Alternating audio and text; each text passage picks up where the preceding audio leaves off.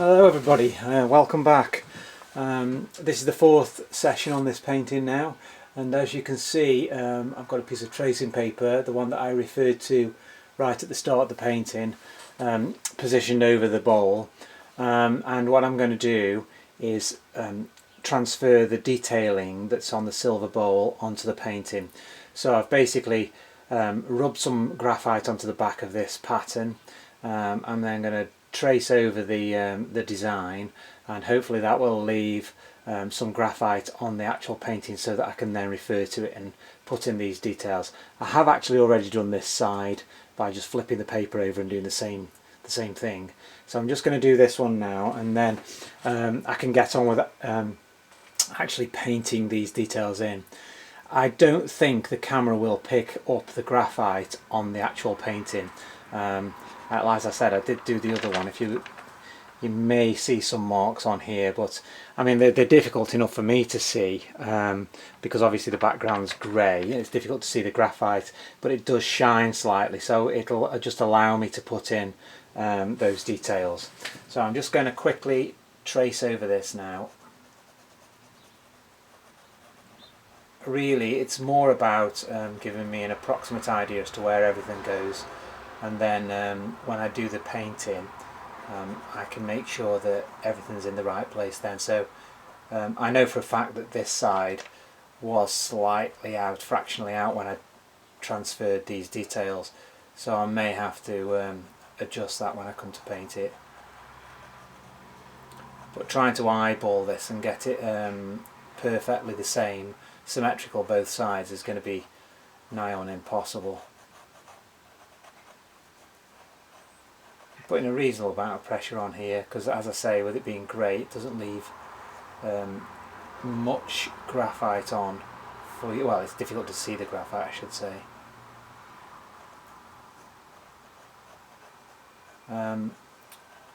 The way that this would have been done traditionally is, and I used to, a long time ago, I used to work as a sign writer. One of the first jobs I ever had. You can actually get like a little tiny wheel with pins on it, and as you roll it along the line it pricks the surface of the paper, and then all you do is you rub chalk, white chalk, over the holes, and that will be transferred onto your painting underneath. I don't have a wheel with pins on it though. And the great thing about doing that method though is it's easy to wipe the chalk off if you get it wrong.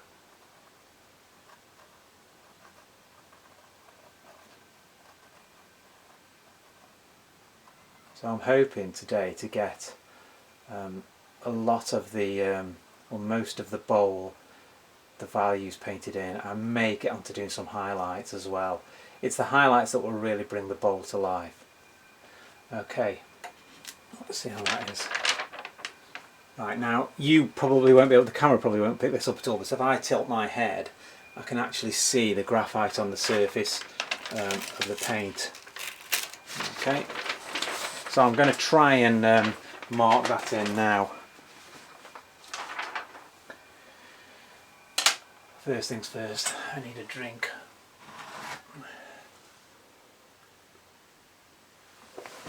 Okay, not that kind of drink.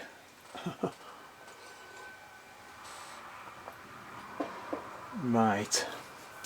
Now inside this this sort of scroll work, this patterning, there's all kinds of intricate designs. There's all kinds of colours, I should say, because obviously we've got the cherries behind. So I'm just going to mark it on with sort of a mid-tone grey at the moment, just so I know where everything is, using a really fine brush.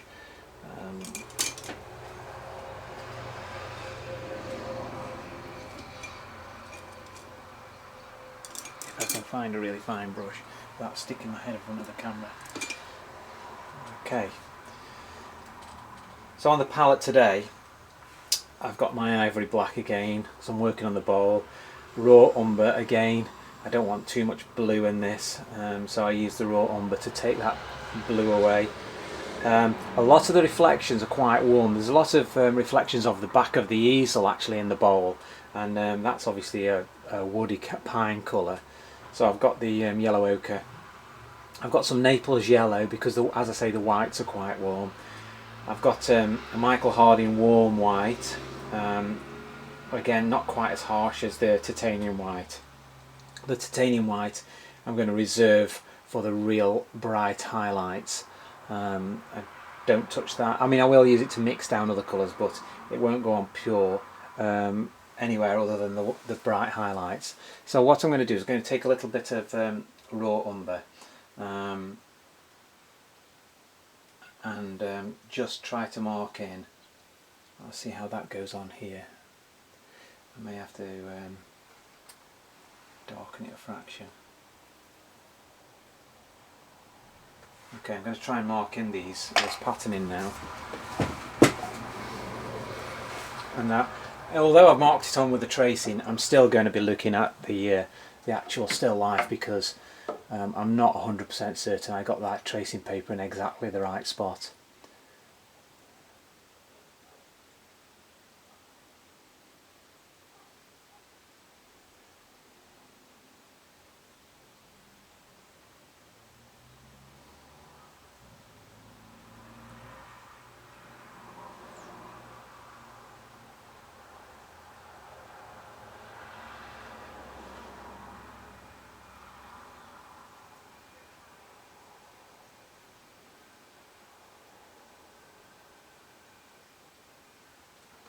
I know what I'm going to do. Rather than paint it in, this is a bit silly, I'm painting in black when I know that the main colours I'm going to be using are sort of purpley colours, so I'm going to get some of this magenta. I'm going to actually paint it in that colour.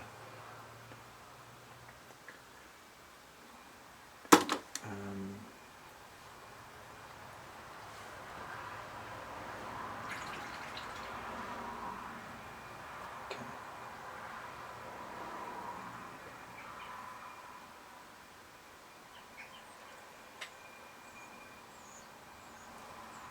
Might make a bit more sense.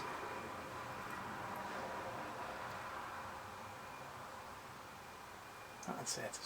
It's a similar value to the actual grey that I've painted on. This magenta is, and the reason I want that is I don't want these black lines. I started to paint this and I thought that's going to be really difficult. I'm going to have to undo these black lines at some point. I don't have an undo button, so it means painting over it again. So I want to be able to see the scroll work and the patterning, but I don't want to have to repaint over it. So I'm using a colour that's a similar value to the grey, but it will, because it's a different hue, I'll be able to actually see it better.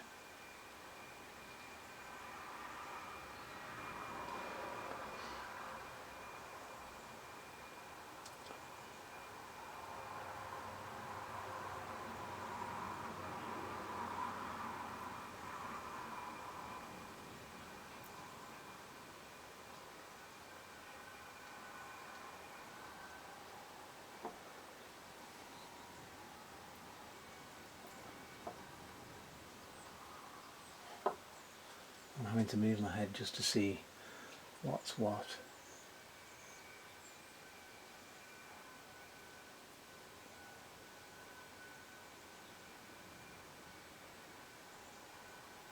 I don't know if the camera's going to be picking this up.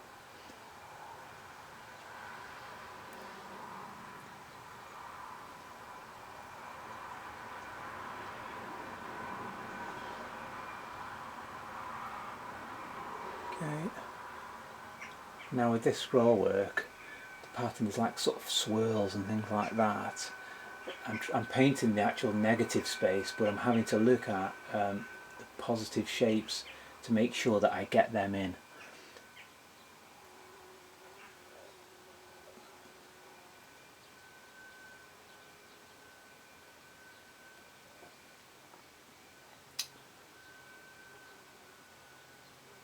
Now there's a line that runs all the way along parallel to this line here, and I've got to make sure I keep that right. When I did the drawing it was slightly out. I'll keep that parallel there. This comes over, and now there's a bit of scroll work that comes down, so that line continues down there. And then there's this arch at the top. Now I'm having to turn my head a fair bit.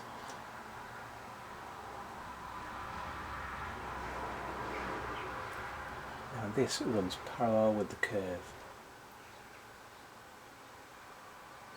and it goes almost over to here.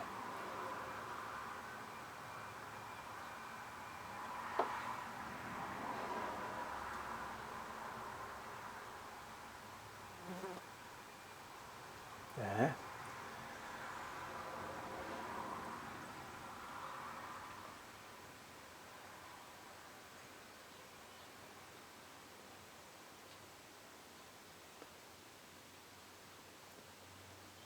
Just make sure I get this right, so that comes down there. Sorry for me talking to myself.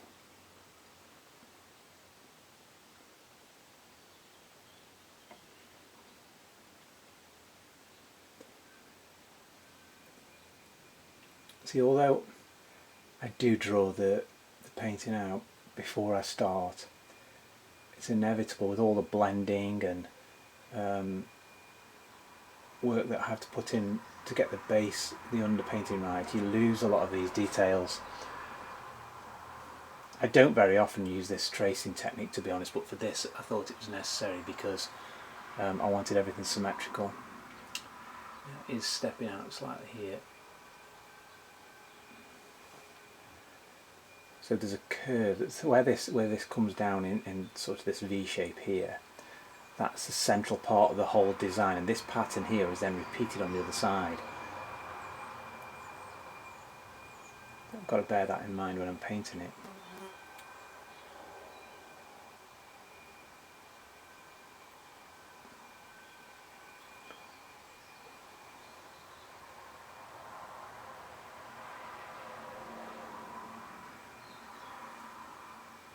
This comes down actually, and there's it goes a bit thinner there, so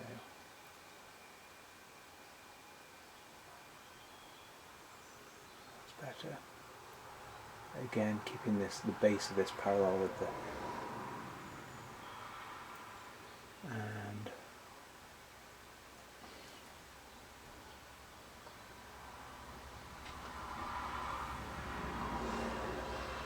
okay.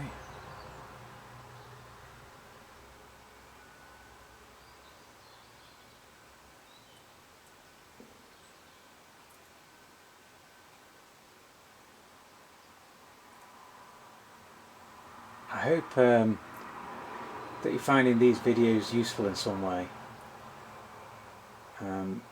I know that the video that I put on yesterday was my wife was watching it when I was doing the editing and sort of saying it's very negative, because obviously I was really struggling with the work at that time, with the painting at that time, but I felt it was important to share that. The number of times I go through those same scenarios where I find things aren't working and I'm really struggling with it, it's pretty much every painting. Okay, so now I've got the reflection I've got to do now. This hopefully should be a little bit easier. So yeah, I hope you found it useful. It'd be great if you had any comments you wanted to share about the videos, how you feel they're coming across, if you wanted me to change anything. I am really going to put more effort into the videos that I'm putting onto Patreon. It's been, as you're probably aware, this is the first year that I've been working as a professional artist, trying to make a living doing this, so I had to split my time.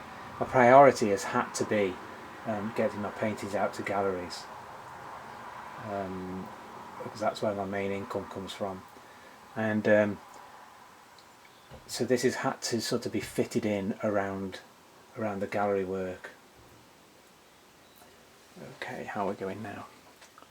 Right, this actually, the drawing does go too far over, so the painting that I'm doing at the moment is probably more accurate than the tracing that I did.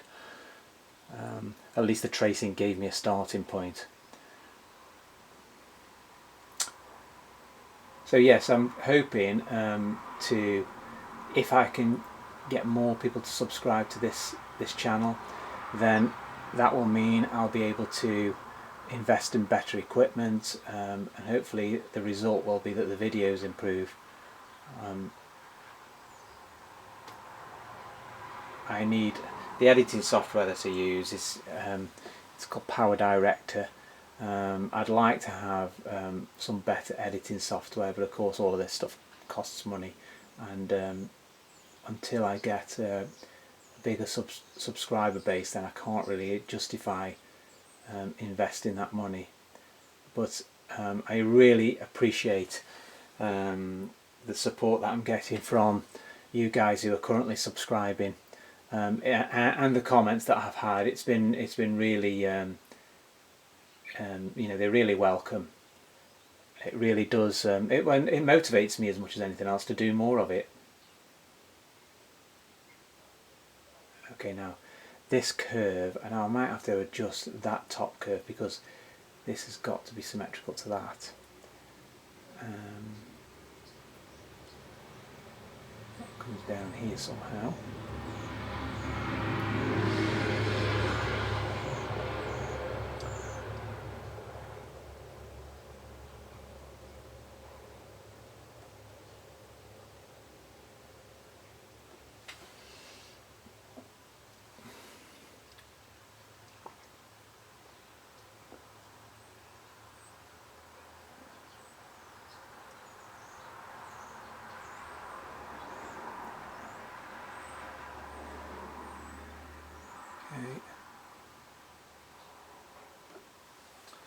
I'm just using a tiny bit of linseed oil to allow the paint to flow a little bit better. It just makes this sort of drawing easier.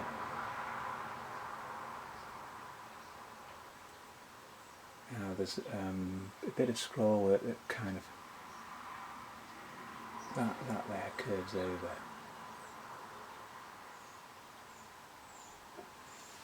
Going to have to go with a slightly darker. Right, so that curves.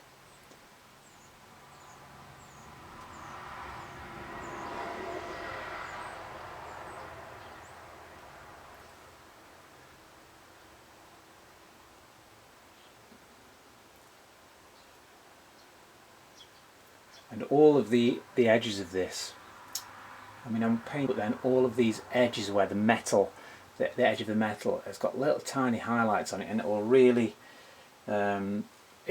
bring this silver bowl to life when I put all of that in. I was talking about this with my wife last night, and she was saying she couldn't see the silver. It just didn't look like silver. And I kept promising her that it will do. But you have to do all of this groundwork and get the values in first. So all the greys. It's a bit like building a house. You know, the most time-consuming and most expensive part of building a house is the bit trying to get it out of the ground, doing all the footings and drains and all that kind of stuff. All the bit that isn't very interesting. And all the nice pretty stuff comes right at the end, and it's exactly the same with the painting.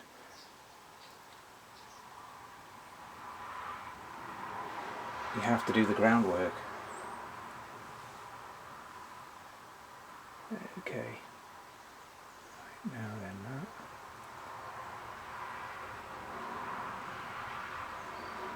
There's just one little curve left. I'll make sure I get this right.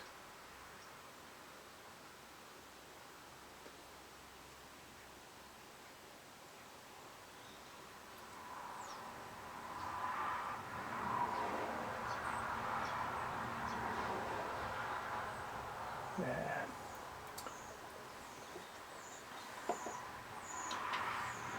And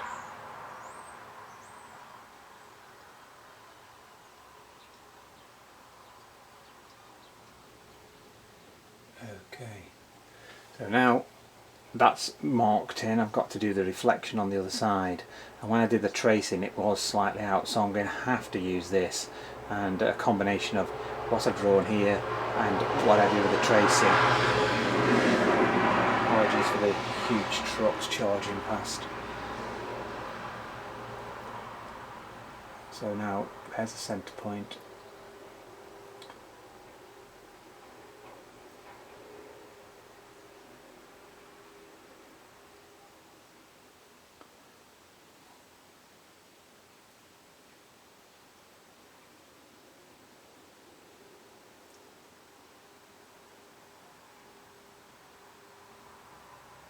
going to be slightly more difficult than the other side, because not only have I got to draw the pattern accurately, I've also got to make sure it marries up with that side there.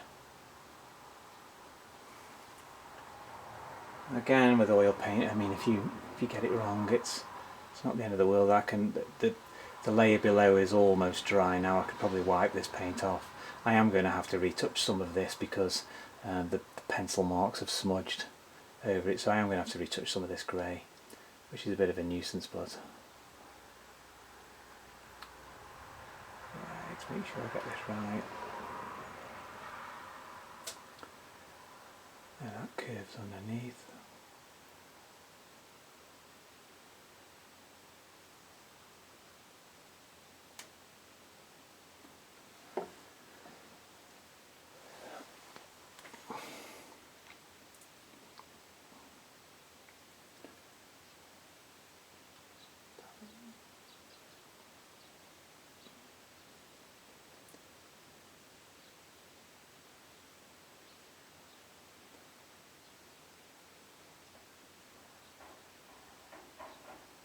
Okay, and then we have, again, this line's got to run parallel with this one here, so just got to make sure I do that.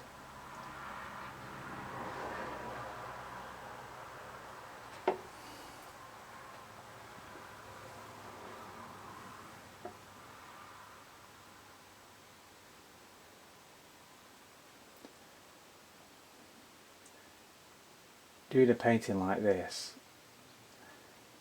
my paintings normally take around 20 hours to make, and obviously for you guys to sit and watch 20 hours worth of footage is probably pretty tedious.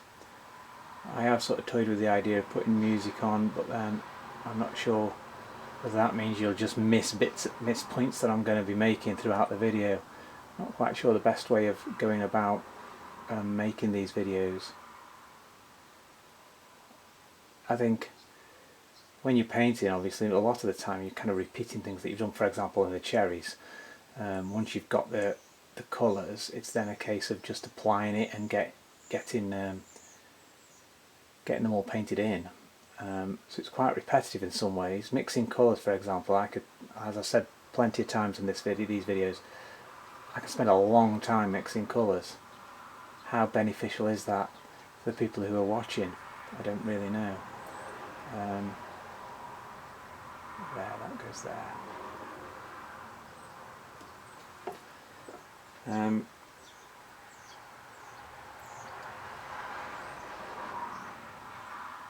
So I guess what I'm saying is I'd like, just let me know how you're finding it. If you find it really tedious to watch, there's no point in me doing it. Now this runs parallel here, the same as this one. Because of my viewpoint, I'm slightly higher.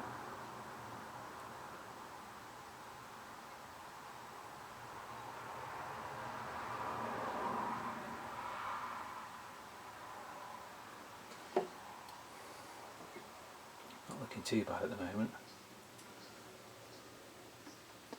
Be interested to know if any of you are painting along with this or having a go at this painting yourself. I did share the reference photo. It's quite a challenging painting, no question. I'm finding it challenging, but there's nothing wrong with that. I often will set a still life up and then deliberately put something really difficult into it just to see how I cope with it, and it's been beneficial taking that approach. I've produced some nice paintings as a result, but they've been really, at the time I've been pulling my hair out.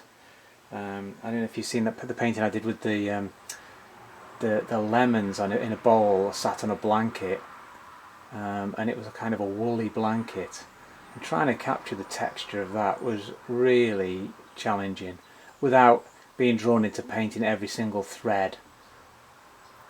I mean, although my paintings are detailed and realistic looking, if you actually look up close, they're not like some of the hyper realists, paint every single thread on a piece of cloth, and I just don't know how to do it. I would lose the will to live. So we're almost at that middle point now. You know, and there's there's where the bowl dips over, and that's the centre of this design. So I'm not far off now. So I've done this half, I've got to now reflect it in this half, and I'm trying to keep that central line in mind. This is the last bit of the patterning before I start to do the reflection.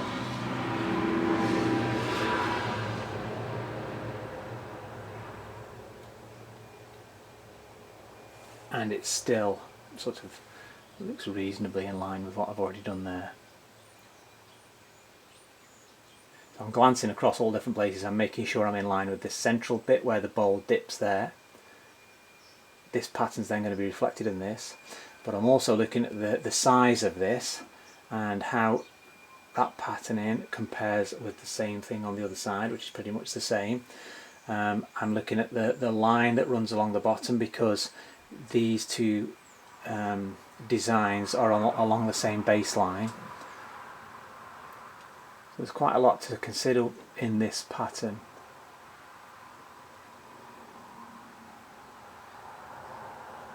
Right, that comes down here.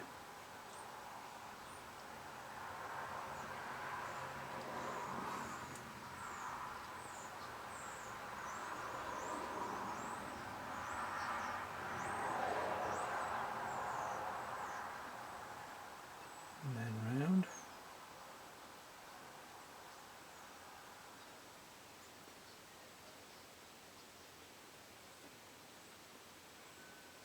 As I said, I'm just using this colour just so that I can see it. There's going to be lots of sort of subtleties and alterations within here. I mean, I can see highlights on the cherries behind this scroll work. Some of the cherries now are actually beginning to rot. I'm going to have to empty this bowl soon. I have got the photo to refer to. Just at the moment, I'm not quite ready to get rid of them yet. And there's no way I'm going to be able to buy another box of cherries and stick them in exactly the same place. That's what I would normally do. If I was painting lemons or oranges or something like that, I would just go and buy some more and replace them. But because of the number of cherries in this painting, that's not going to be possible. Okay, now this is the central bit, so this bit, the point of that triangle has to be in line with that bit there where it dips down, just like this one.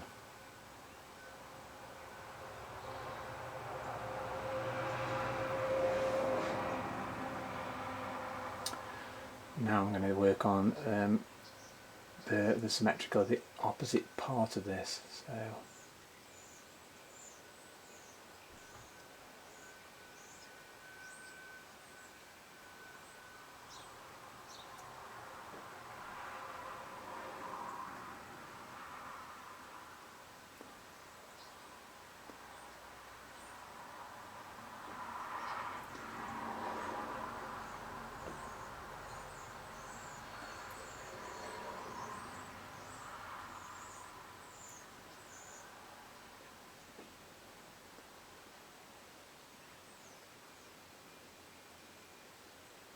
I am looking at a slight angle,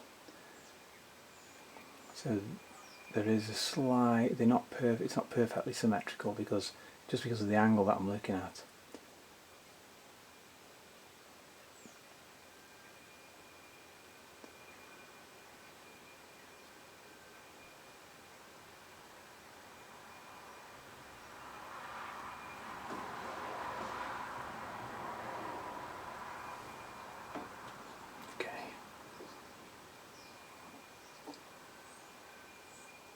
So now I have this arc that goes across the top.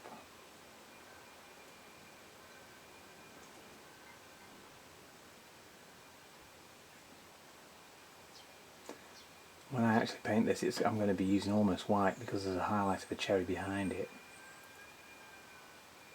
But at the moment I just mark it in.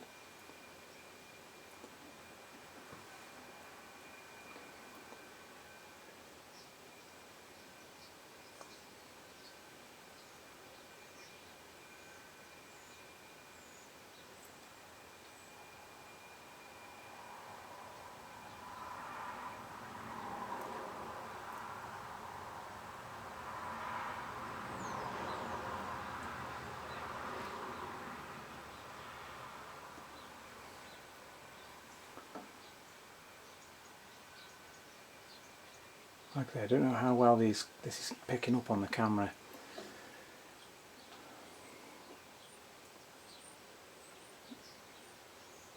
You could just be sitting there wondering what on earth I'm painting.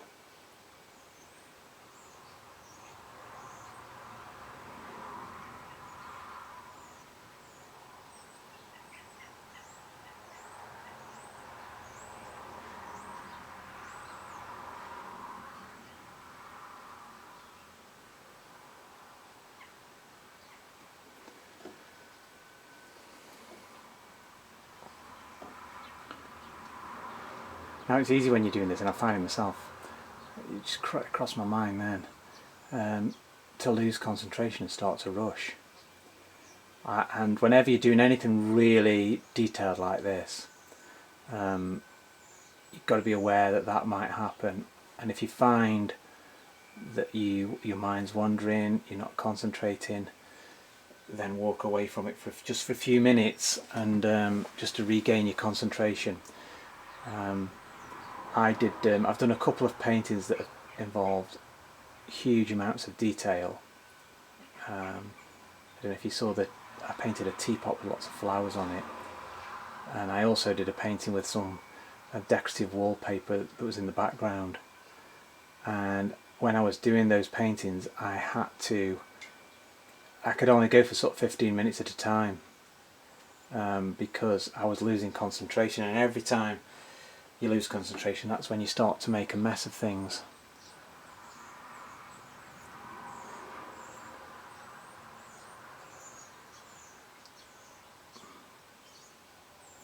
Nearly there now.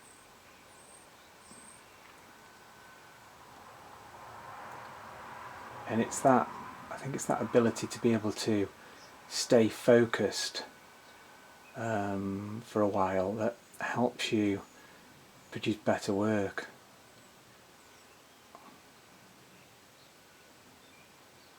If you find you're one of these artists that just, you know, I don't want to use the word slapdash, but you sort of very expressive, and I love that kind of painting. When I paint plein air, I go outside and it's just a case of just not worrying too much about the accuracy of the drawing, and just enjoying the paint and enjoying being there in the moment, and that's fabulous.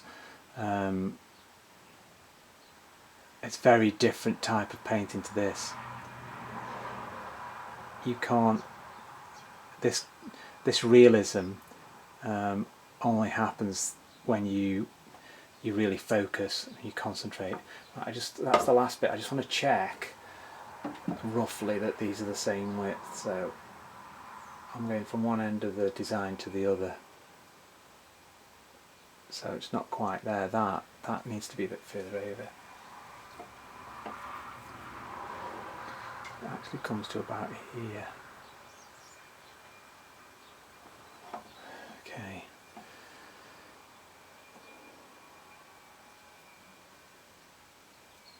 Now what I'm going to start doing, I think, is marking in the lights and the darks of the cherries that are behind this pattern, just to get the pattern to actually look as though it's holes in the bowl. Time for another drink. So, as I said, when you've been concentrating like that, every few minutes, just have a break.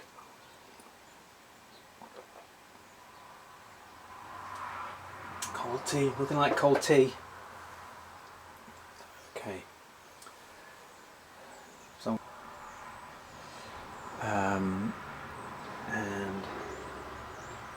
it's a very it's one of the highlights of the cherry that I'm going to start with over this side, and this curve here.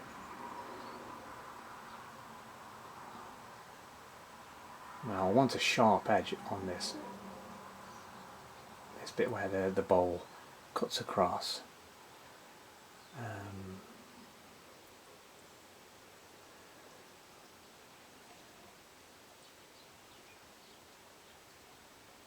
And it fades.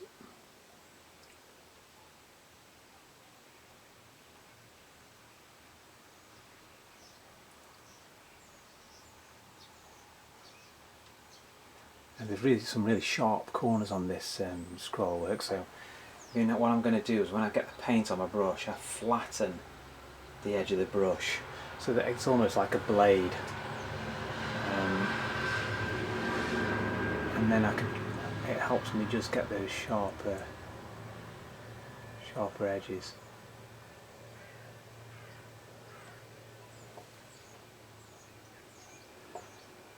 And again, you can be adjusting the drawing while you're doing this. Now this is too pink.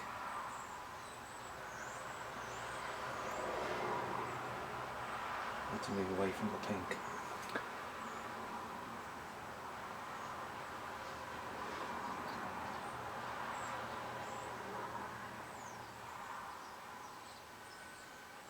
I'm going to be extremely careful while I do this. This is one of the main features of the painting, this scroll work.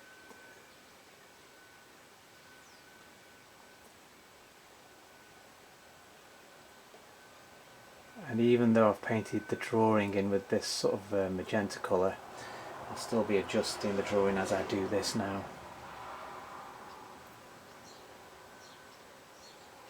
And I'll have to come back again and sort of adjust some of these. There are little tiny highlights and glints of light on the bowl that will need painting.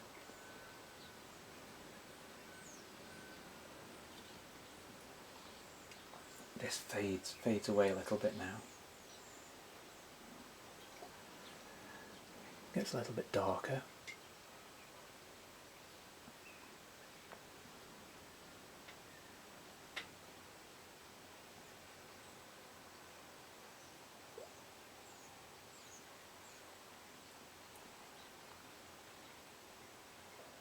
So all I'm doing is darkening this by using the same colours that I used when I did the cherries.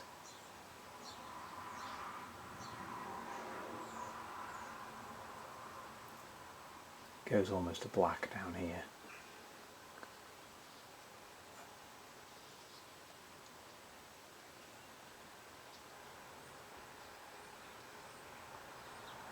That's that bottom corner there is black. Because it's darker than the actual metal. So I'm still comparing one value against another, even though it's on a very small scale.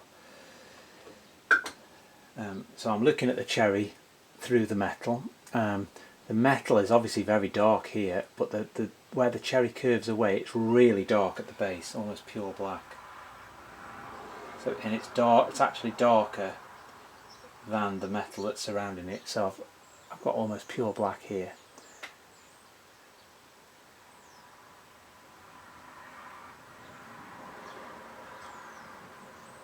Because I've painted that white on, it's actually mixing. I may have to go over this again. Just want it in that bottom corner.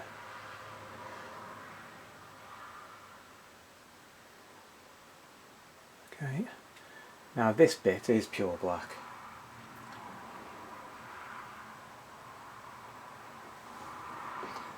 This part of the design should really contrast with the metal.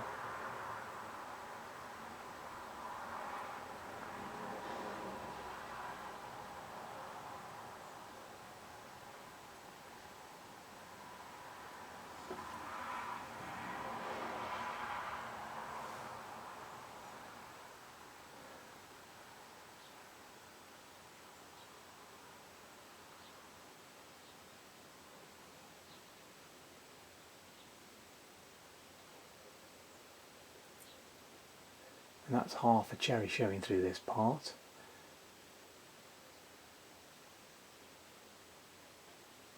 I'm going to have to paint half of this black and half red.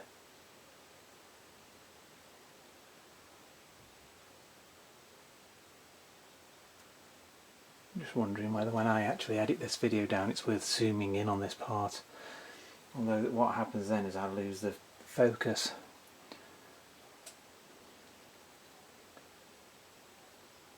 As I say, I've not got great cameras really.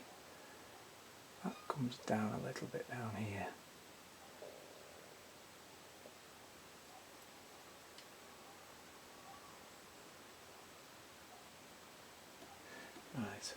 get some more reds on because I'm going to need more cherry colours. There's that crimson.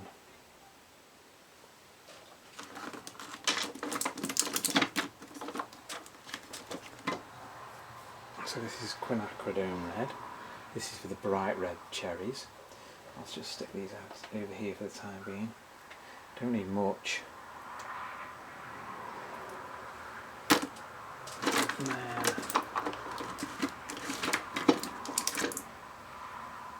Crimson alizarin. Should have enough there to sort these cherries out. So as I said, I've got half a cherry in here.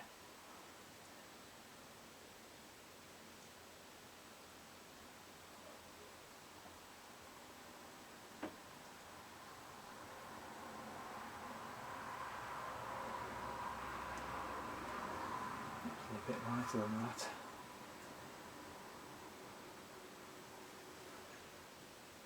So even within these tiny little holes in the metalwork, I've still got to think about what's going on behind and the light falling on the cherries behind.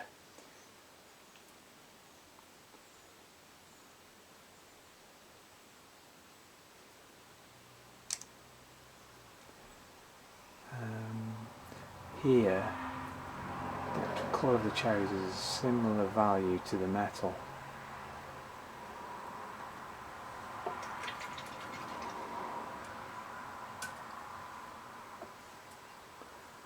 Okay, then we've got another part that's really black.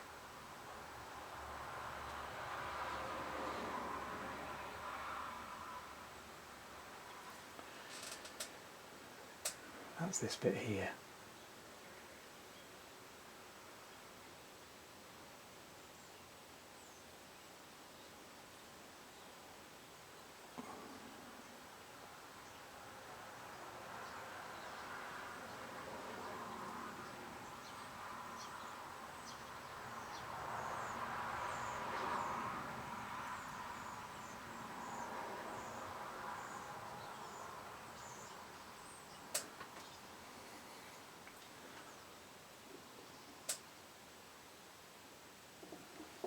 Right, I'm going to put my super specs on.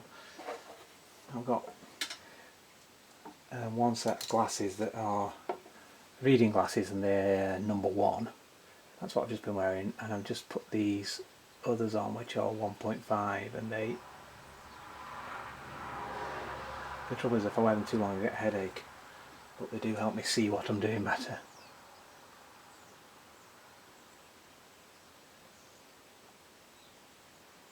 It will help me when I lose my sight completely. I'm going to do this then. Okay, now there is a little glint of white on the base of here, but I'm not going to put, I'll have to go over that over this black with the white afterwards.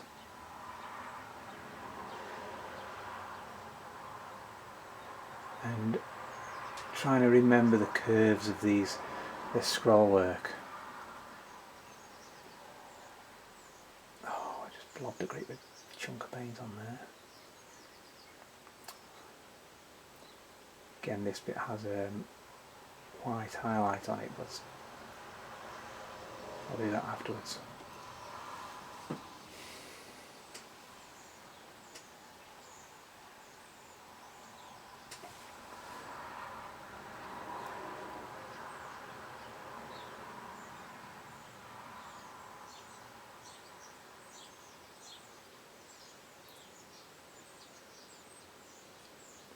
Okay, and then that goes round and up to here.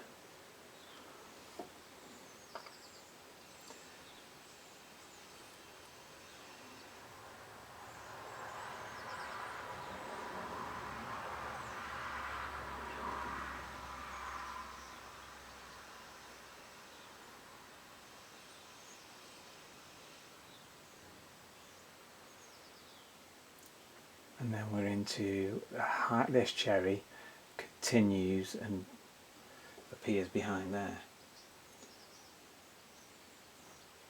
Again, it's a sort of purpley colour.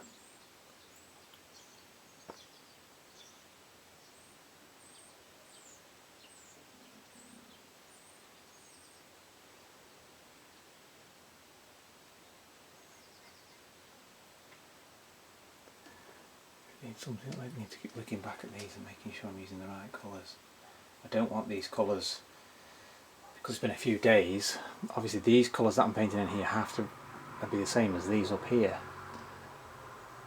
So I've got to make sure I do that.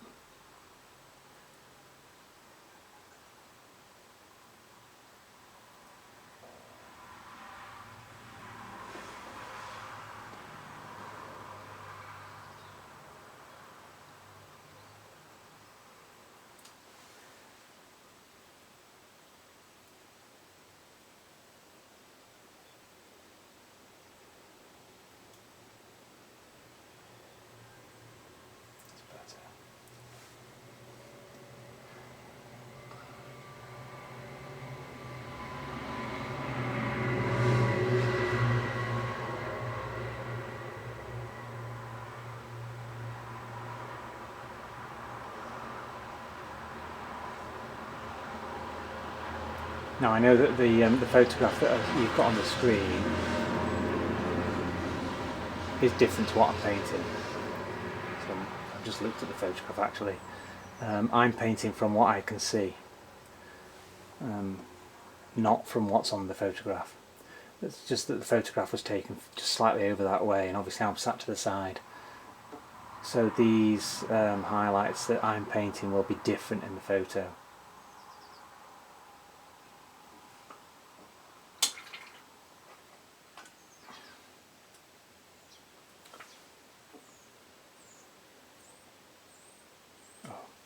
What I've just done there, I washed the brush and picked up some paint, and there was still loads of Gamsol on the brush, and it's just bled into the, so I might have to leave that for a second before I paint, because I've put paint on there now because there's a blob of Gamsol on it which I have sucked up. What you can do is dry the brush off, touch the surface, and where the Gamsol is it will suck the paint off the surface, capillary action. But I'm going to leave it for a couple of minutes before I touch it, because if I put more paint on it, it'll just bleed again. So I'm going to work on some of this. So there's this shadow over here, there's that dark bit. And then this bottom corner is really dark as well. Actually, it needs to go further over.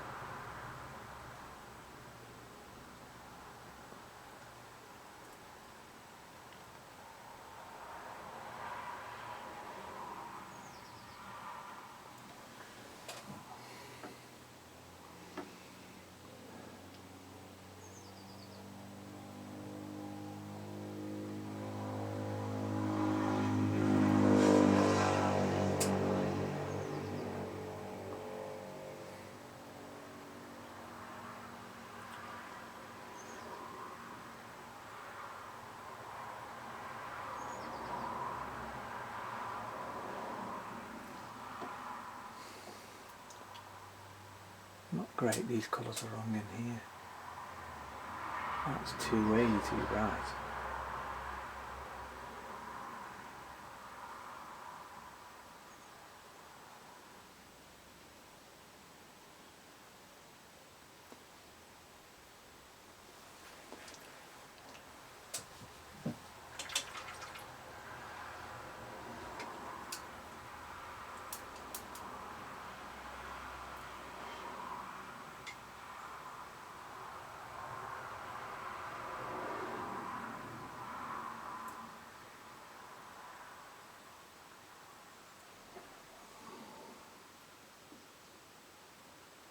Better.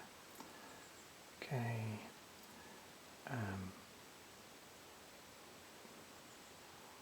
A little bit there is fairly innocuous. It doesn't really shout out. This bit is, again, there's a highlight in it, so I'm going to paint the highlight afterwards. I'll paint this cherry colour in first, maybe a touch darker than that.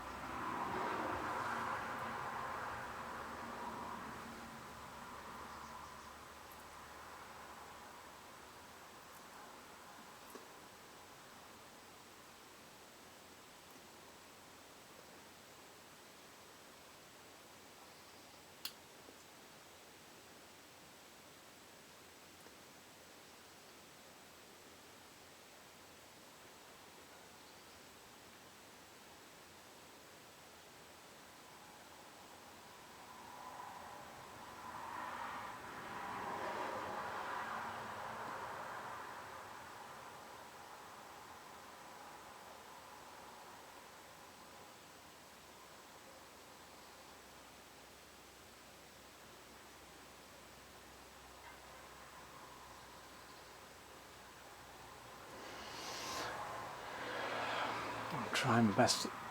May have to work on the metal work again.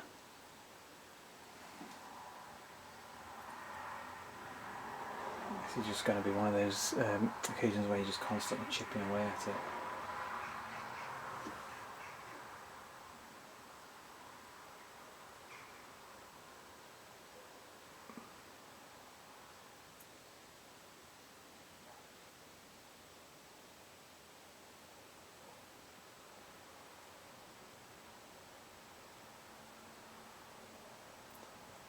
And here's the same again, we've got this cherry colour.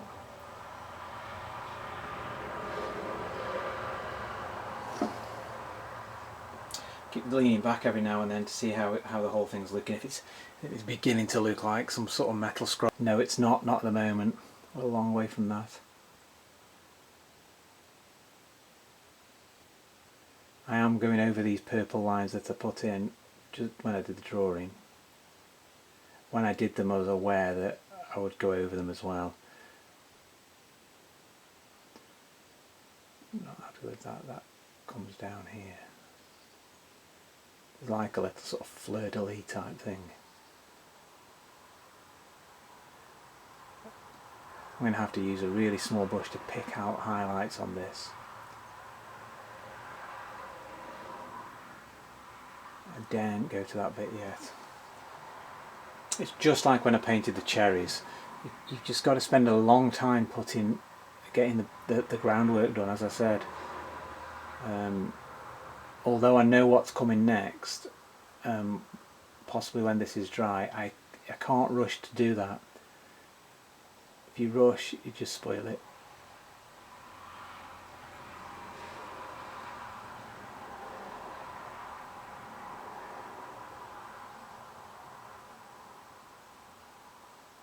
These kind of paintings don't happen quickly.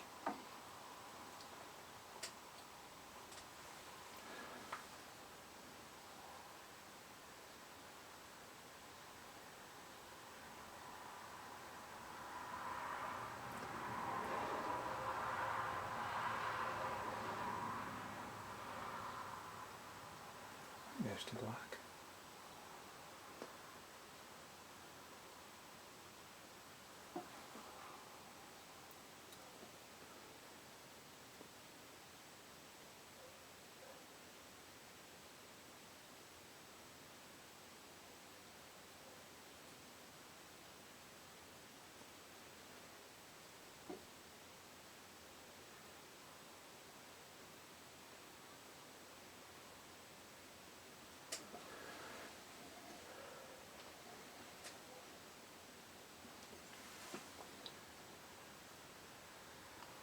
I used to paint mainly plein air paintings. I love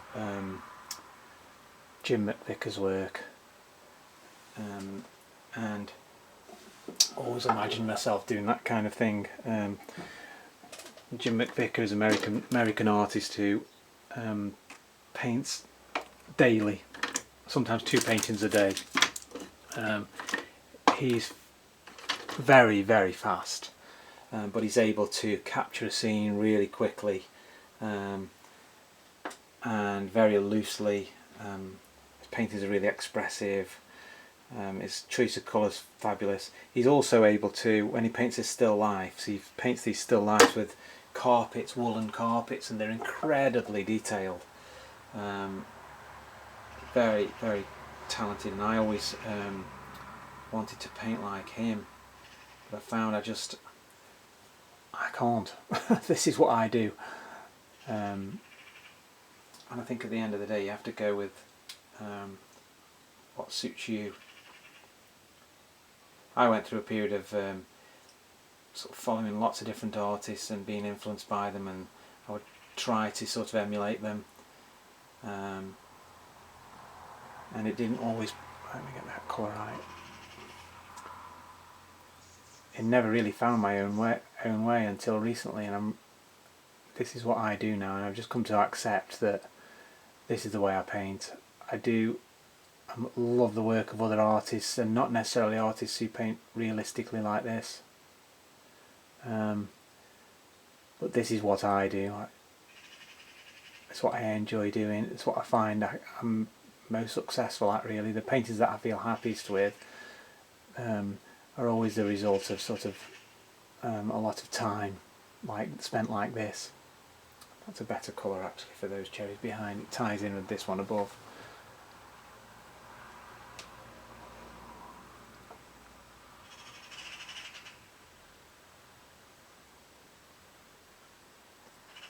There's a cherry obviously sat there, and I want to make sure that even though it's broken by this metalwork, it still creates the impression that it's one whole object hidden behind. So that's too light. And then that's obviously dark at the bottom, there's a highlight there.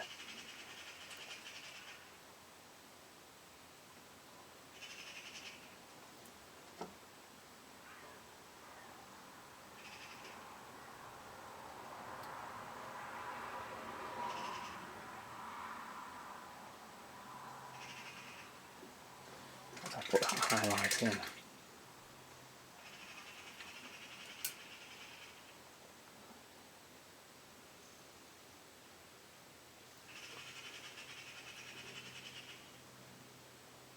Oh, see what I've done? Same thing again. Put cam salt onto the surface. That's not concentrating. I have to leave that for a minute. Let's move over to here. So that goes really dark there. I need to use some of that colour that I was just using. So I've just added some, I don't know if you saw me do it or even if I mentioned it, some transparent oxide red, because I found that the colour that I was using was a little bit too pink.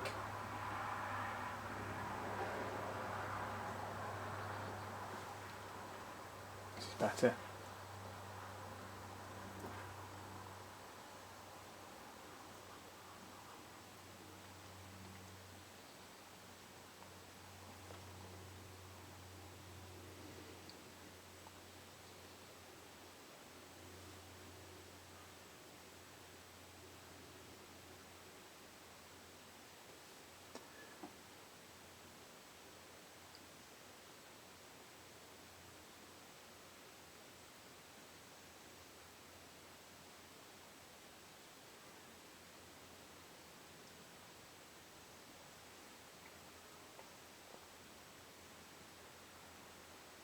Be interested to know how many of you sit and watch these videos to the end.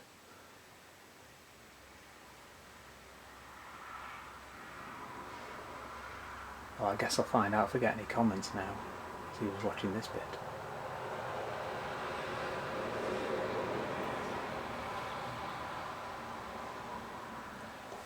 I could almost do with indexing them somehow so that you could scroll to the bit that you wanted or that you thought was going to be most useful.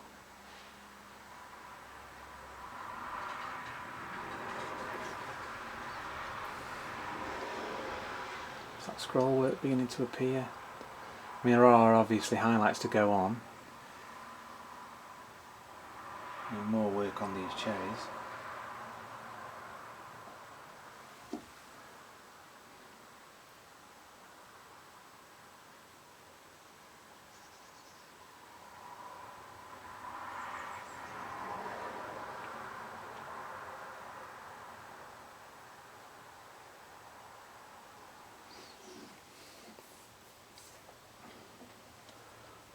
It's clearly wrong, this one is.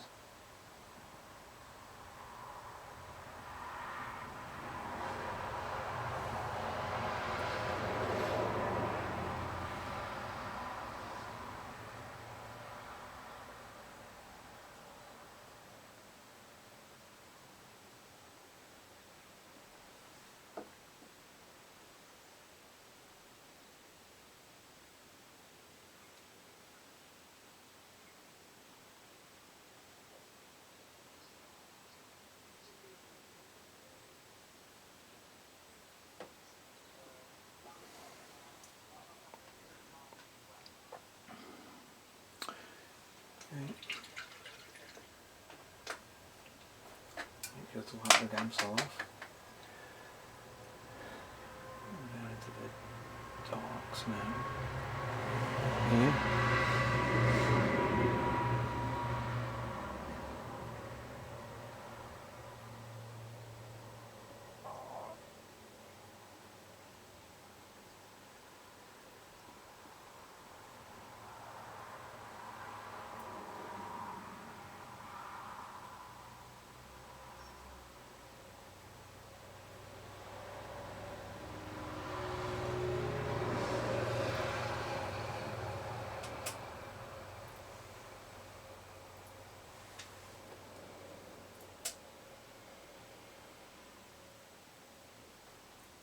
There's a bit of, looks like a bit of stalk or something underneath there.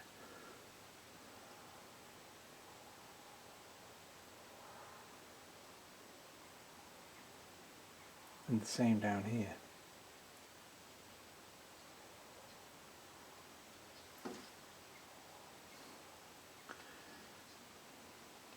You need to go the way I want it to go.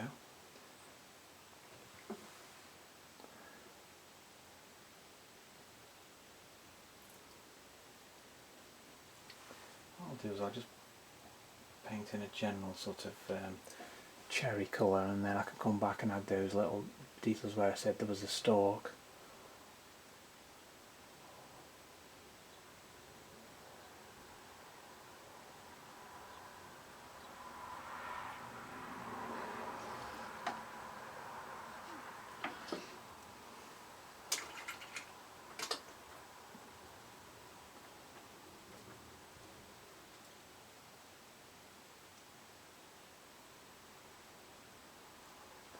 Okay, this is really dark at this side. It's got to contrast a lot with the background, so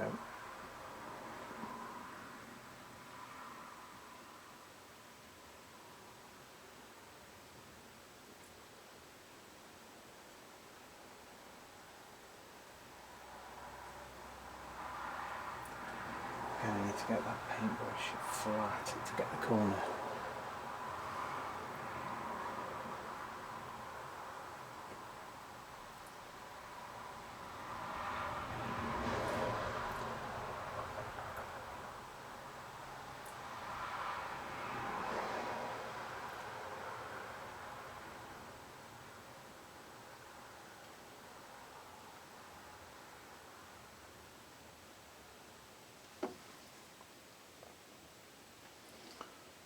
So, the cherry here, shadow sides down here.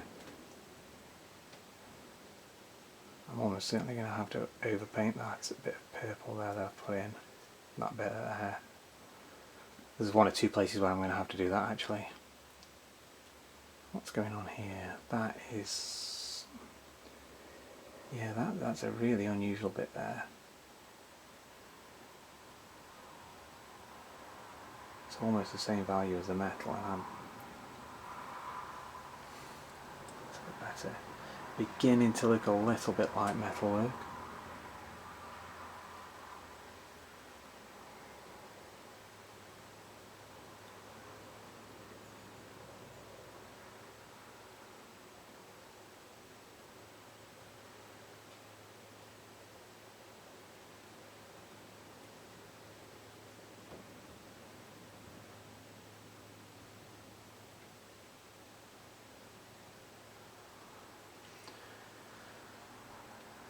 Okay, so I'm squinting now and seeing if it looks anything like a hole in the metal, like holes pierced, and I think it's there. It's going to need lots and lots of back and forth darkening areas, lightening areas, but I'm beginning to create that effect now.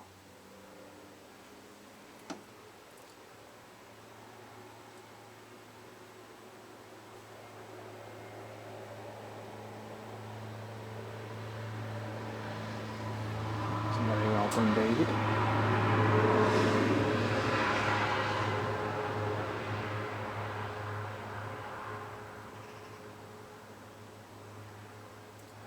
I'm not making a very good job of this. That's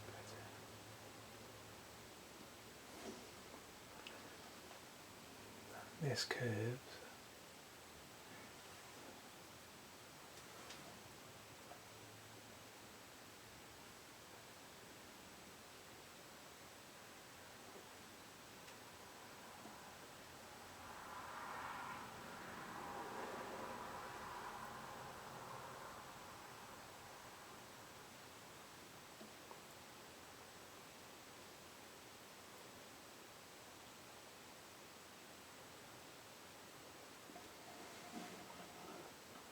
Okay. There was a little highlight I was going to do, wasn't there, but I got Gamsol on it. I'm going to try and do that now. Where was it? It was that one there.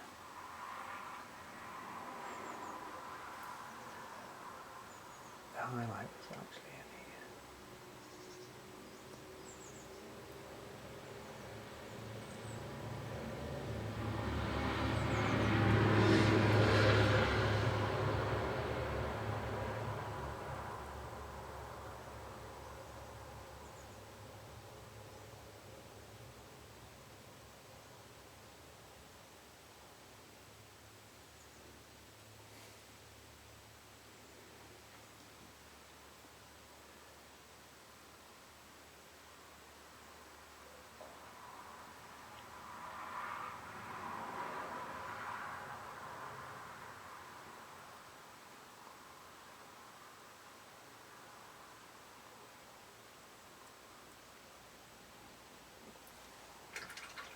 I'm going to blend that out, just like these highlights were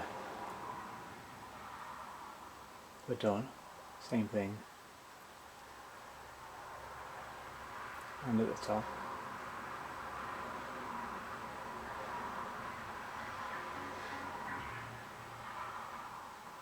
Without touching the metalwork. Go over the little sort of specular highlight in a moment. Just get that shading sorted. I'm squinting while I'm doing this. Shouldn't be really, but I always say you should not squint at the painting, squint at the subject and not the painting. I'm just seeing if I'm getting the effect that I want. There's a little highlight, right, I can blend that in now.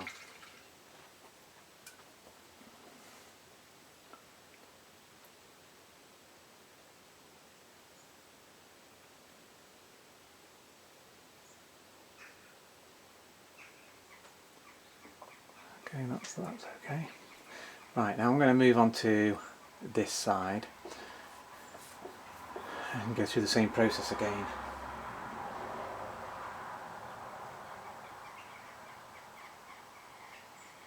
Again, thinking about values, so this, it's got quite high chroma red down here. I'm going to go straight in with that.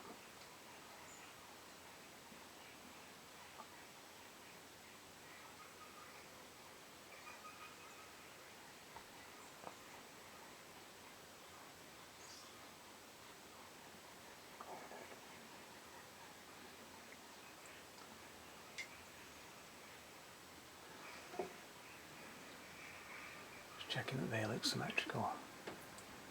That curve there. That curve needs to, maybe this one needs to come more out.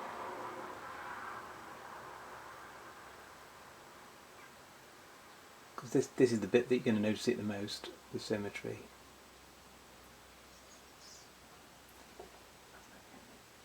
Still doesn't look right to me.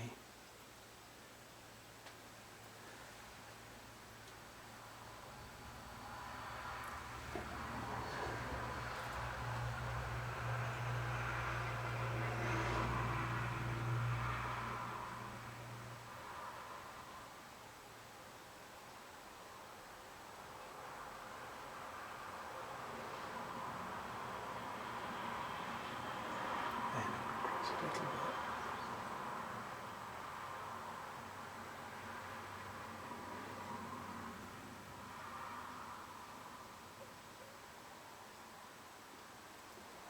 A little bit better. I think the colour difference makes it a bit confusing as well.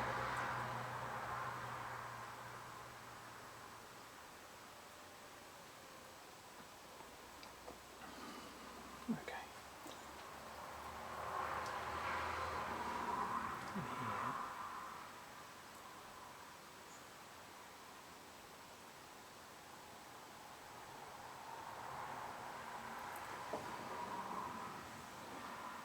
The purple cherries, and that carries over into this one.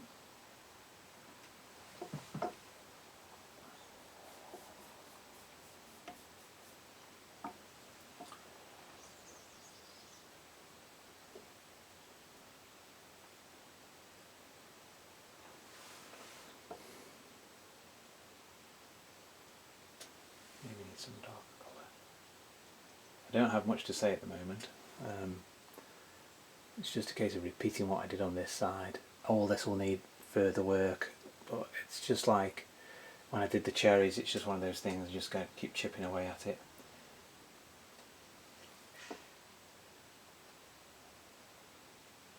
I'm sure there are better ways of doing this. Mind you, I mean, I like looking at the work of the academic painters. There's a lot of artists I follow on YouTube who've been trained in Florence and been through the academics schools, and their paintings can take months. Drawings can take months, in fact. Paintings can take even longer. So I think if I get a painting done in a week, does that mean I'm rushing?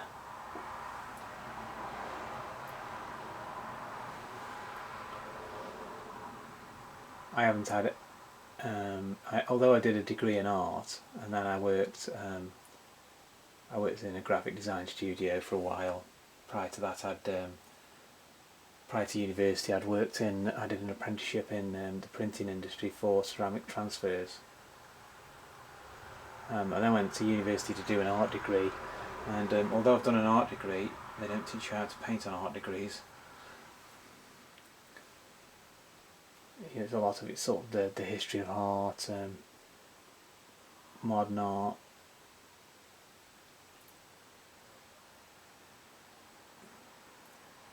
But you don't learn how to paint. So everything that I do in terms of painting is from what I've read, what I've seen other people do, what I've found out for myself, what works and what doesn't work.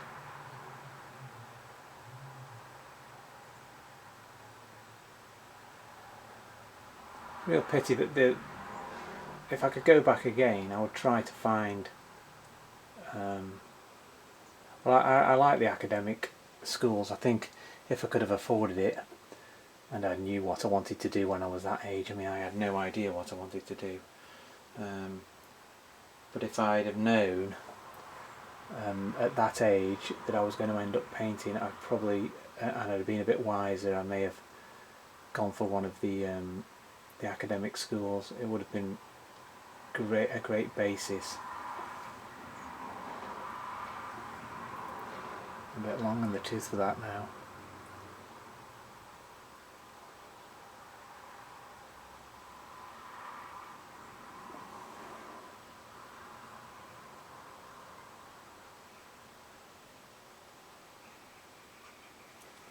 Mind you, some of the best artists that I know are self-taught.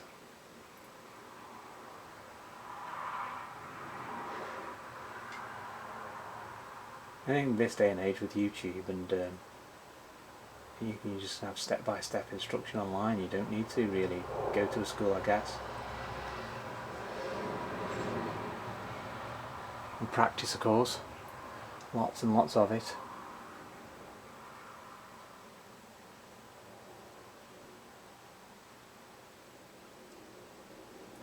Mistakes are the best way to learn, and mistakes and making mistakes and learning from them, and being willing to push yourself to the next level, not sort of settling with something. If you're not happy with how your work is turning out, and find out why and try to improve on it. Constantly striving for better is how you push yourself forward, and you'll get to a plateau. I mean, same for any artist, no matter what level you're at, you do plateau, and then to move forward, it's harder to move off that plateau. It's like anything. I used to, I've done a lot of sport in the past, and it's exactly the same with sport. You initially make great gains and improve massively, but then the higher up the higher you get, the better you get, I should say, the harder it is to improve. and it's those tiny marginal gains, as Dave Brailsford, the cycling coach, said. Marginal gains. When you're at the top of your game, you've got to look for the tiniest thing that you can to help you improve. And that can be down to buying better brushes if you're painting, spending longer, improving your drawing skills, getting a better understanding of colour, study basically with painting.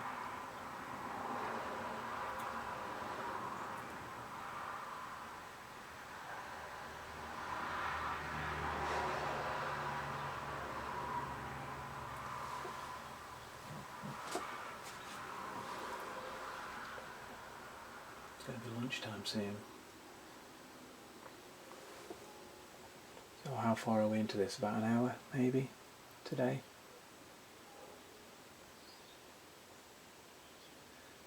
Probably going to be another epic 3-hour video.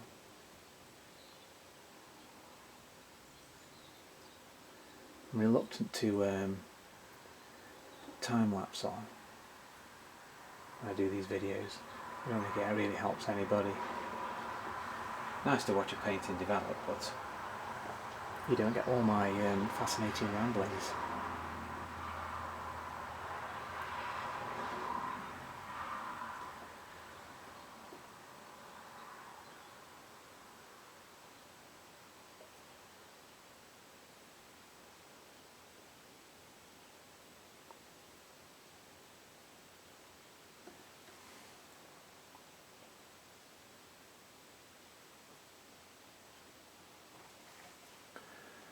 We have a highlight down here.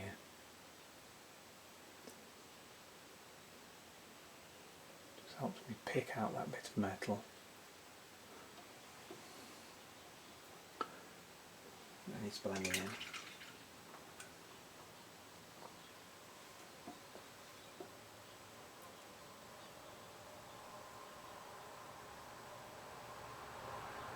If anybody knows anything about sort of video editing, YouTube really, cameras, that kind of thing, I am thinking at some point in the next few months about getting better equipment, and to be honest with you, it's a bit of a minefield. I don't really know much about this sort of stuff. So if you do know anything about cameras, equipment, recording, sound recording, editing, then drop me a line. That would be really helpful.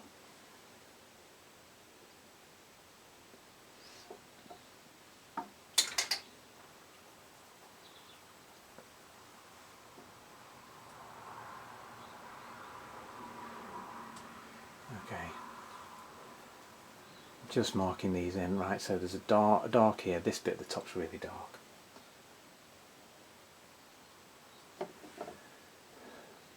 This sort of T shape.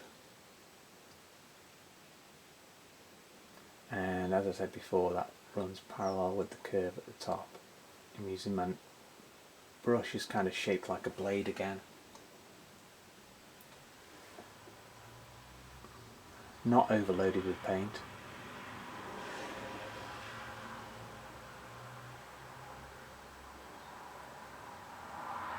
I'll try and get these sharp corners.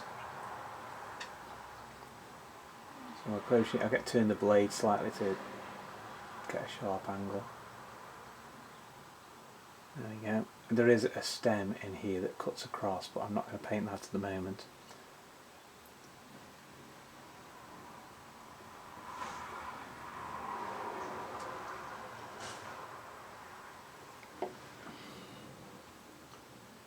And that goes, and there's another stem actually in there, and this dark shadow comes down here. Because I think this cherry cuts through it. So I'm still, even though I'm painting different part of the painting than the cherries, obviously I'm still looking at how the cherries fall in relation to all of this. So here I've got a bit of a highlight. It's actually, it should be darker, that should, because this cherry, I think there's another one sat in front of it down here that I can't see. again, we're back to that ambiguity.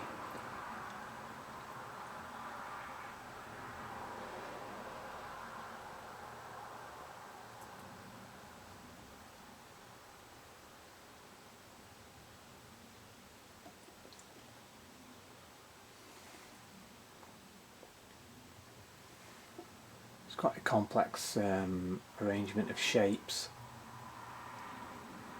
And what I'm thinking about, I'm not at any point thinking about what I'm painting. I'm thinking about shapes, but I'm also thinking about how these shapes tie in with other shapes. So as I said, we've got a sphere up here. It's going to come round that there. I need to put some red on there. That doesn't tie in perfectly with that.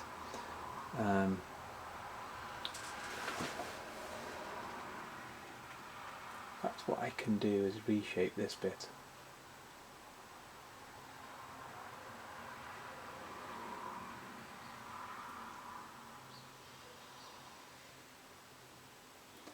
So it falls more in line.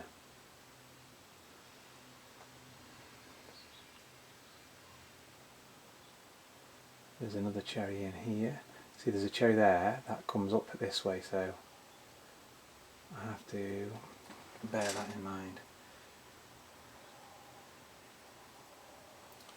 That cuts across the bottom there.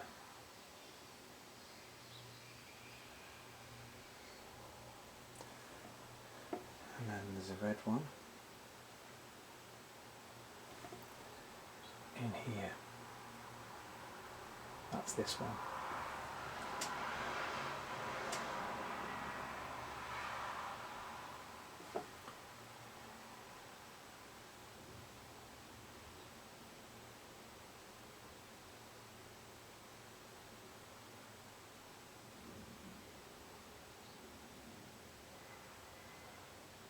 Just soften the edges. Okay. Right, now this bit is fairly ambiguous, similar value to the down here. We've got the edge of this is a similar value to the metal. There is a stronger colour here, and then there's a highlight higher up. The rest of that is highlight, a little tiny bit there.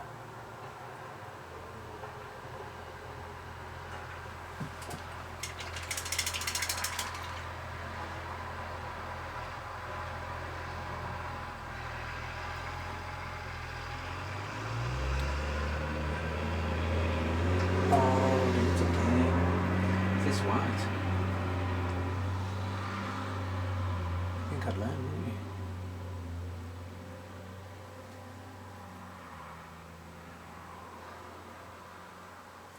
I'm not using paper towels at the minute. I should be using paper towels. They mop this up no trouble at all. In fact, I'm going to get one. You probably noticed I've not got any gloves on because I'm doing all of this detailed work. I prefer not to wear gloves if I can. So I've been using a cloth to clean the brush off rather than wiping it on paper towel. When I wipe it on a paper towel, I wear gloves because the paint's more likely to get transferred to my hands. I don't like wearing gloves, but it's just it's necessary when you're using oils. It's horrible stuff. Turpentine in particular. And the stuff that's in the paint, cadmium and things like that, you don't want it in your bloodstream. There we go. So as I said, a lot of this is highlight. I'm using this. Got a mixture of the warm white with the titanium white. That bit that I just painted on was probably too bright.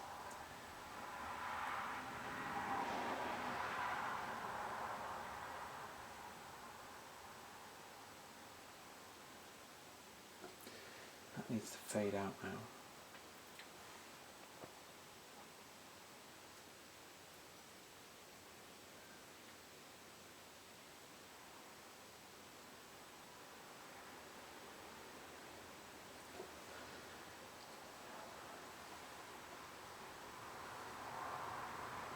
Every time I look away from the still life, I lose my place.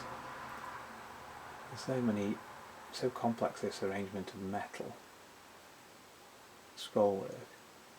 When I take my eyes off the still life, I look back and think, which bit was I looking at?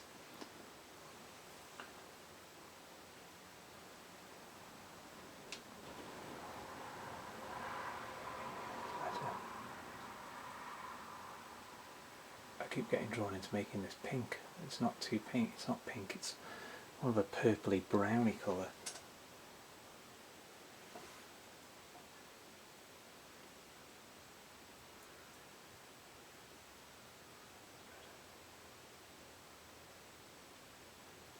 I can't remember what I was talking about a minute ago. I remember talking about artists.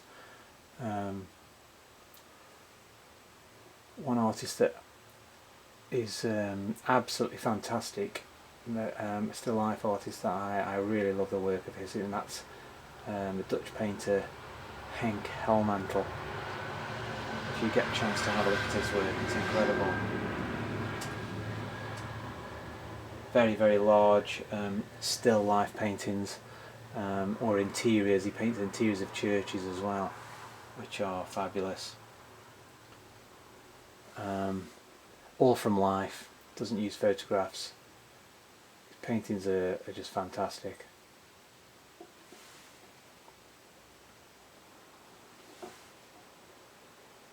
And worth an absolute fortune as well. I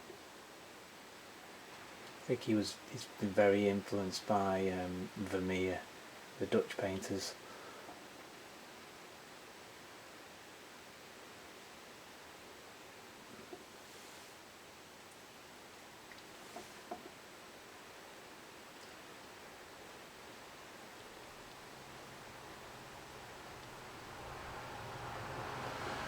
How's that looking?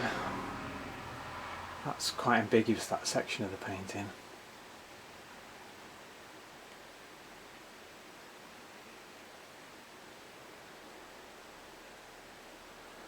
Right, this next bit here is a similar value to this, but it's going to look darker there.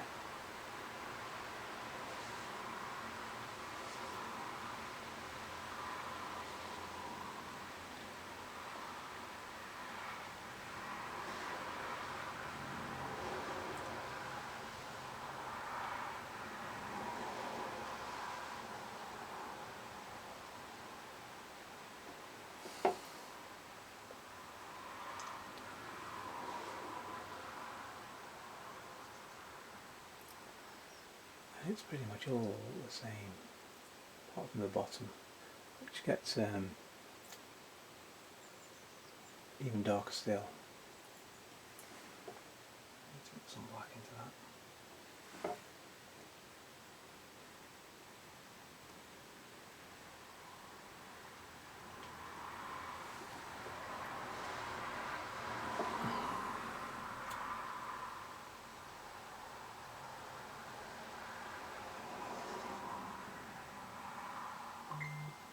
Oh, somebody just sent me a message. Right, something's going on up here that I'm not happy about. This, I've drawn this wrong. This comes over this way.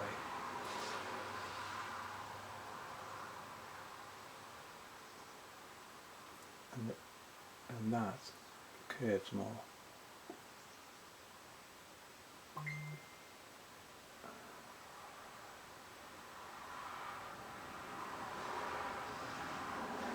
That's probably junk mail.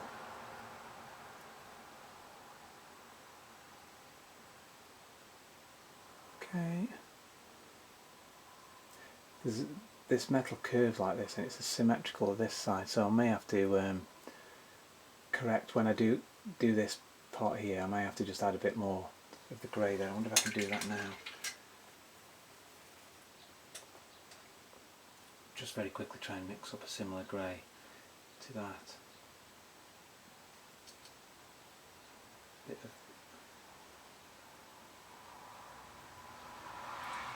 my way off, yes, I'm way off at the moment.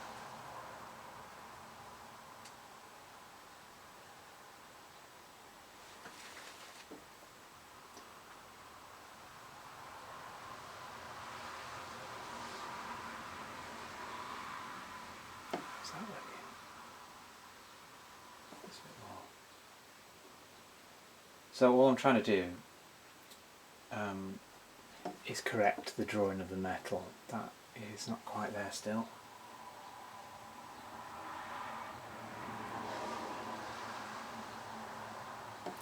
Let me have a look. Something like that. Right. That's better. So it goes, it's like I say, it's like a fleur-de-lis sort of little sort of bit of scroll in there. And it's symmetrical, so the other side's the same, so I'm going to have to do a few little adjustments here. I don't know whether to do them now or later. Probably later.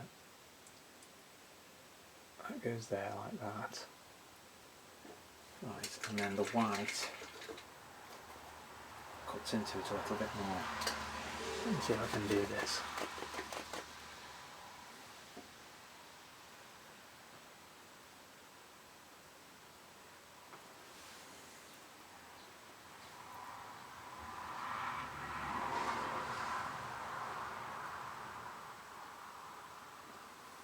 More like that.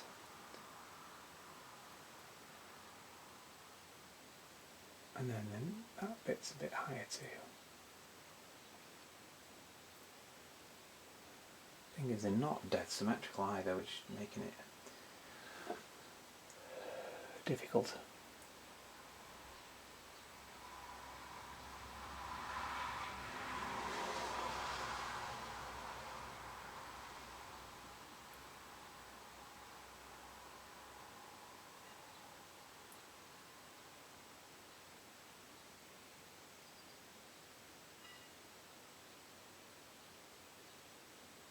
Better.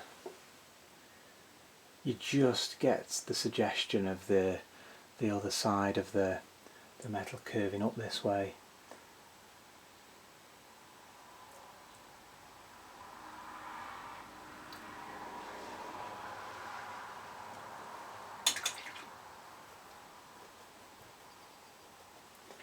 Those two shapes need to be symmetrical.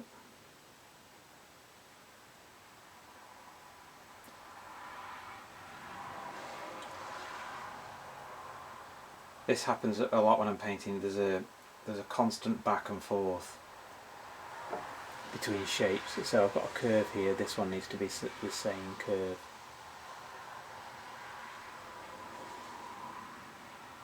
And then we've got that fleur-de-lis shape up there, and we need the same on the other side of it.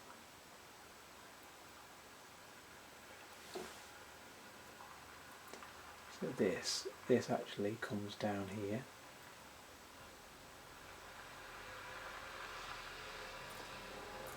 Bring that to a point.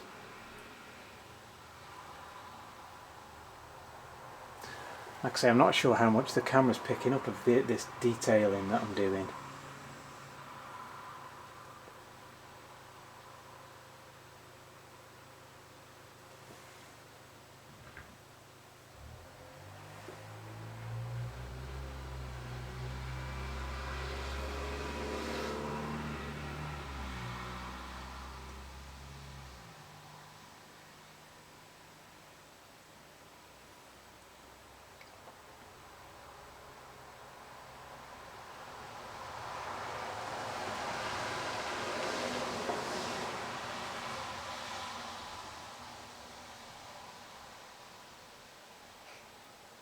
Raining?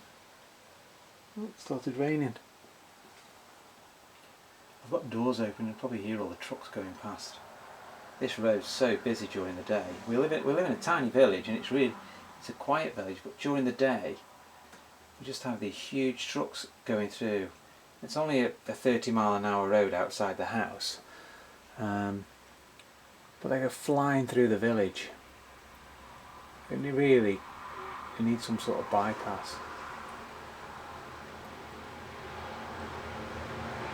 I hear another one being passed now.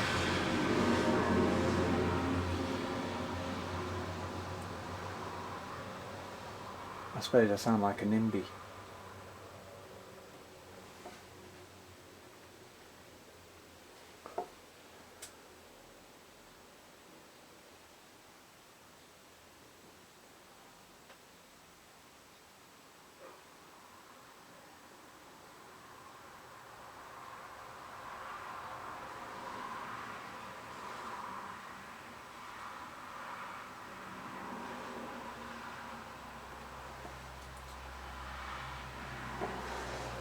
gone quite brown, this, as I need to go with it with some black. I'm just getting all of this done. I'm going to go for a break in a moment and get some lunch. I just want to get all these filled in, and then when I come back this afternoon I can work on it a little bit more, and by the end of today I want to get all of this relatively well sorted in terms of the holes. I'm going to want to try and finish the base of the bowl and start to work on some of these reflections. That should take me to the end of today, and then after that it's going to be a case of probably a little bit more work and then start to put in the highlights.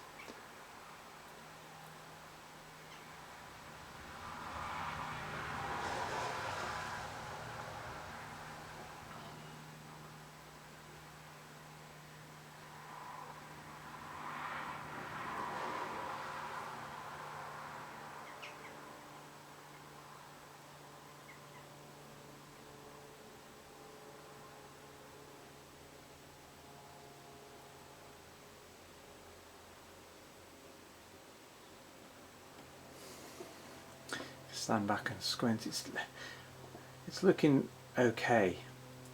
Looks symmetrical. Starting to get the effect that there's some holes in the metal. Just starting. Not there yet. A long way, but it's beginning to get there. Now there's another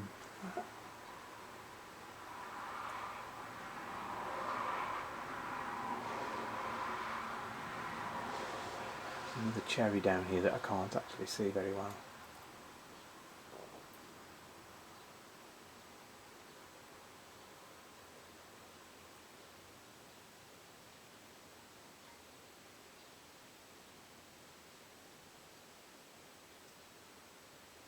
Same here.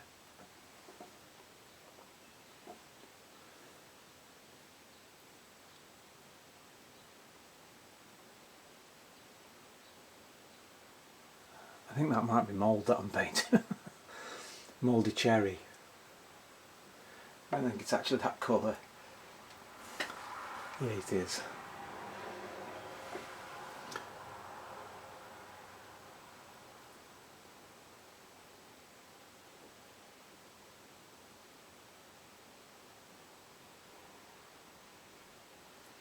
Definitely time for these cherries to go. Let's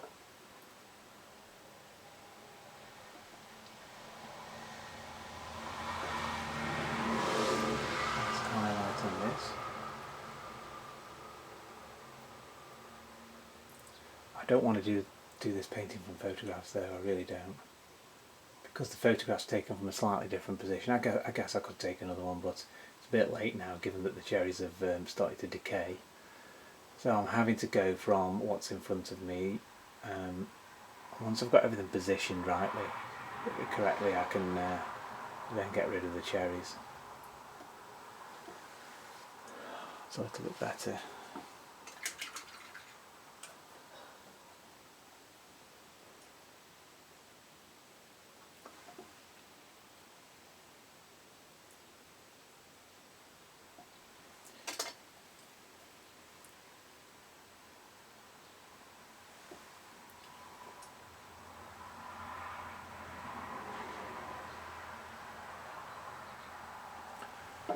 Put some of these darks in.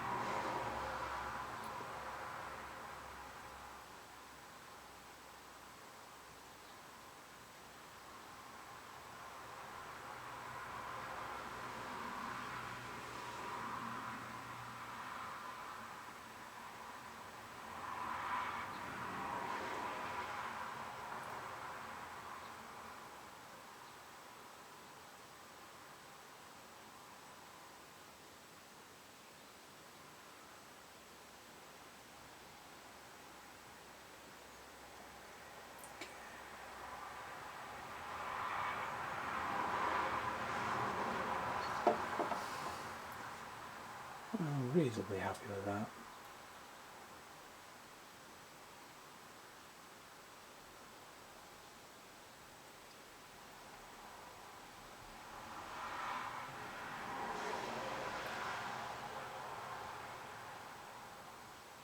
What I'm doing now is I don't want those purple drawing lines in.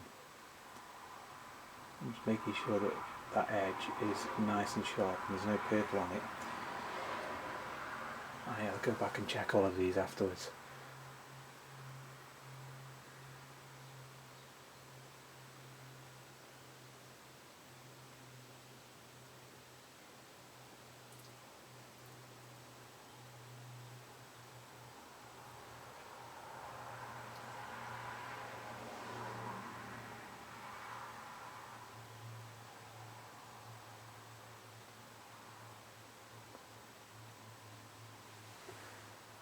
Okay.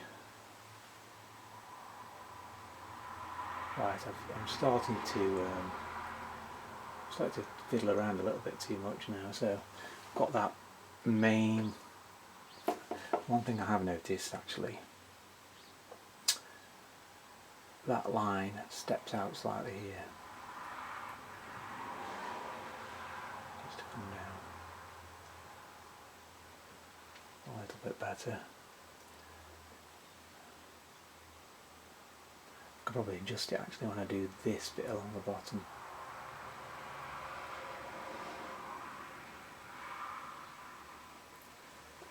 How's that looking? Okay, I'm going to switch the camera off. I'll be back to this in about half an hour. I'm going to get some lunch and then it'll allow me to come and see it again with fresh eyes. Okay.